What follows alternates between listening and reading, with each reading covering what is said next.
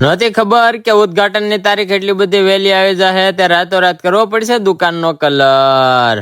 તો કહાનીમાં કઈ કેવું છે મિત્રો, સોમવારે કરવાનું છે ઉદ્ઘાટન એટલે કામની બોલે છે ફૂલ બાકાજી કે પેલા નાખ દીધું બેન ના સજા, કારણ કે કરવાનું છે મજે મજા.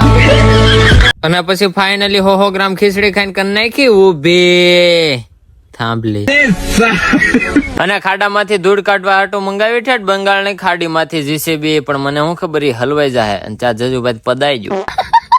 અને પછી આવી જો કપાસિયા સોપા, કારણ કે માવા પાણી ને ખૂટી જતા. બોલો છે બાકી છે. અને રાજુલા જા થોડોક સામાન લેવા, લે આ તો મારો જયું કલેજો લાગે. આ શું કરે મળો બેટો, હોય જયલા જયલા હો જયલા. આહા.